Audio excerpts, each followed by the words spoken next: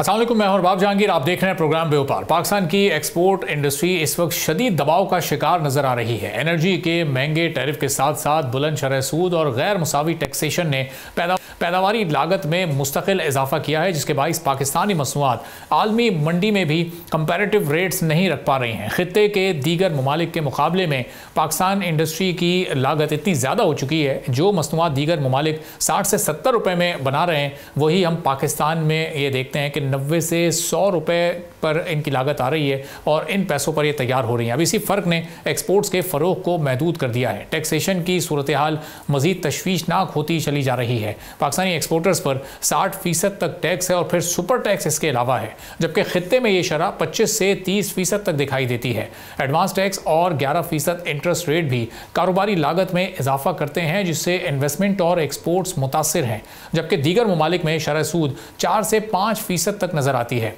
इस सूरत हाल में हुकूमत ने अब एक अच्छा फैसला भी बैरल किया और एक्सपोर्ट डेवलपमेंट सरचार्ज जो कि 0.25% था, उसको फौरी तौर पर ख़त्म कर दिया। इस फैसले से हुकूमत की नज़र में एक्सपोर्टर्स की कॉस्ट कम होगी और आलमी मार्केट तक उनकी रसाई भी बेहतर हो सकेगी।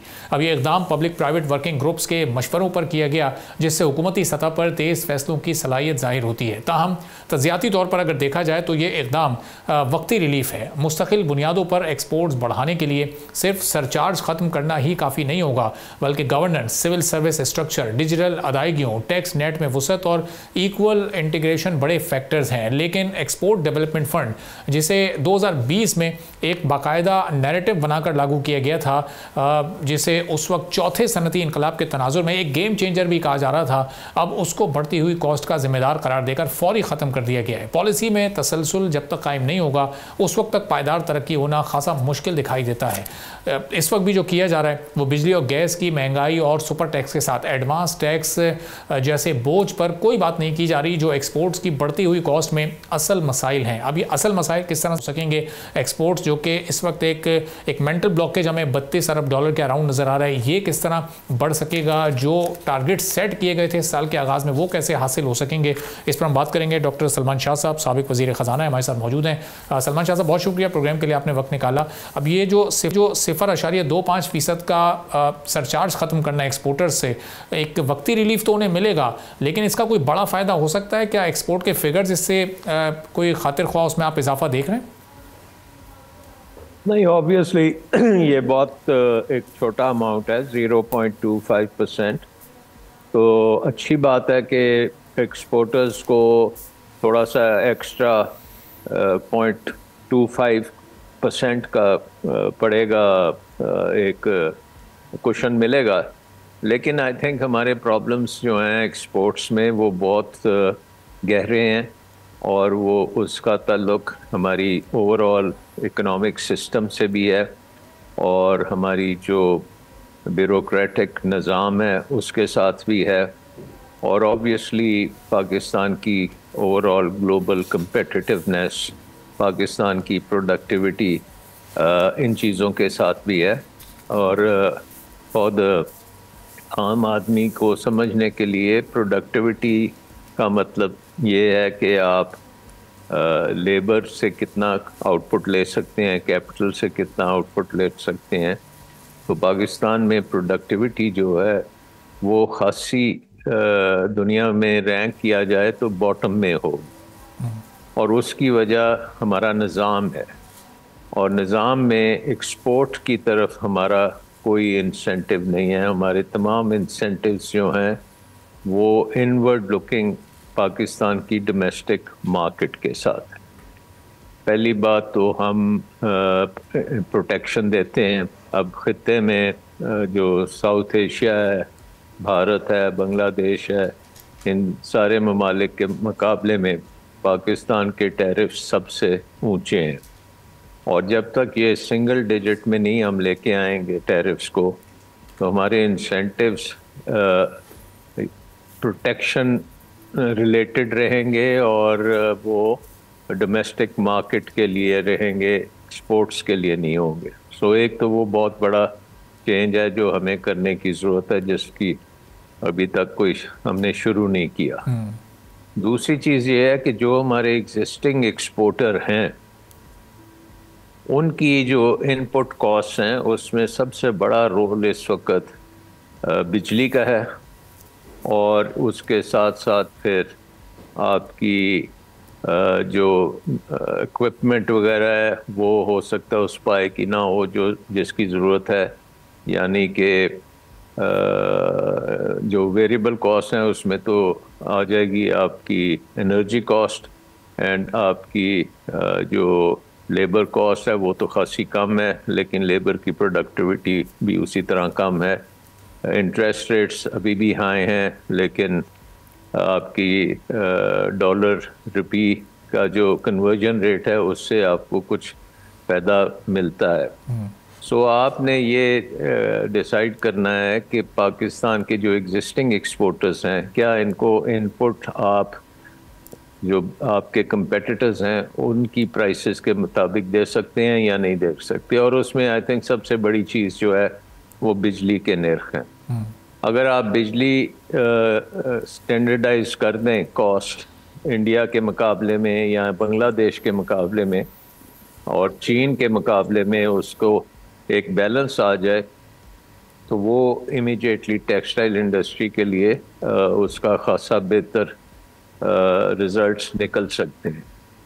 دوسری چیز یہ ہے کہ پاکستان نے اگر اپنی ایکسپورٹس بڑھانی ہے تو انسینٹیوز بھی اگر پورے ایکسپورٹس کے لیے ہوں گے تو پھر ہماری جو کنسٹرینٹ آئے گی وہ ہماری انویسٹمنٹ آئے گی، کیونکہ آپ نے اگر ماڈرنائز کرنا ہے اپنی انڈسٹری کو ایکسپورٹس کے لیے، آپ نے ایکسپینڈ کرنا ہے، کیپیسٹی کو بڑھانا ہے، یا آپ نے کوئی بھی انوویشن کرنی ہے تو اس کے لیے انویسٹمنٹ کی ضرورت ہے، اور پاکستان میں انویسٹمنٹ کلائمیٹ جو ہے اس وقت وہ بہت گرا ہوا ہے، انسرٹنٹی بہت زیادہ ہے، کلیئر رستہ نظر نہیں آتا، اور آپ کو پتہ بھی ہے کہ اگر آج ایف بی آر آپ کو کوئی کنسیشن بھی دے دے ٹیکسز کے اوپر تو کل کو وہ چینج ہو جائے گا، وہ اس کی ڈیوریبلٹی نہیں ہے۔ سو آئی تھنک کہ چیلنجز بہت زیادہ ہیں، اور ان کو اگر ہمت ہو تو بڑی جلدی کیا جا سکتا ہے، لیکن اگر آپ کے پاس کلیئرٹی نہیں ہے اور پولیٹیکل آپ کے پاس پاور نہیں ہے، آپ کے پاس پاپولیرٹی نہیں ہے، تو پھر یہ کام کرنا بڑا مشکل ہو جاتا ہے۔ تو اب سلمان صاحب یہ اس وقت ایسا محسوس ہوتا ہے کہ کوشش تو حکومت کر رہی ہے، مختلف ممالک میں جا کر کانفرنسز ہو رہی ہیں، ہم دیکھ رہے ہیں کہ اپنے بھی ملک میں منرل سیکٹر کے ایکسپرٹس کو بلایا جا رہا ہے، ہم آئی ٹی سیکٹر پر بہت زیادہ فوکس کر رہے ہیں، چند ایک سیکٹر پر ہم ریلائی کر کے اپنی ایکسپورٹس کو بڑھا سکتے ہیں، یا اپنی ایگزسٹنگ انڈسٹری کو ہی ہمیں پہلے مضبوط کرنا ہے کہ اس کا جو ایک ڈاؤن فال شروع ہوا ہے پہلے ہم وہاں پر ایک فل سٹاپ لگائیں؟ دیکھیں یہ ملٹیپل ایفرٹ ہے، یہ جو ایگزسٹنگ ہے اس کو بھی آپ نے ٹھیک ٹریجیکٹری پہ ڈالنا ہے، اور نئے جو ایریاز ہیں ان کو آبویسلی آپ نے پروموٹ کرنا ہے، لیکن اس کے لیے دونوں کے لیے ایک انویسٹمنٹ کلائمیٹ کی ضرورت ہے نا۔ جو نئے ہیں ان کو تو ڈیفینیٹلی آپ کو انویسٹمنٹ لانی پڑے گی، اور پاکستان میں جب آپ انویسٹمنٹ کا دیکھتے ہیں تو جتنی بھی اس وقت انٹرنیشنل رپورٹس آ رہی ہیں، ابھی ہم نے دیکھا ہے کہ آئی ایم ایف کی رپورٹ آئی ہے گورننس پہ جو بڑی خطرناک رپورٹ ہے، اس سے پہلے ورلڈ بینک کی رپورٹ آئی تھی گروتھ کے اوپر، وہ بڑی ڈپریسنگ رپورٹ تھی۔ ایشین ڈیولپمنٹ بینک ایکسپورٹس کے بارے میں جو بات کرتا ہے وہ بھی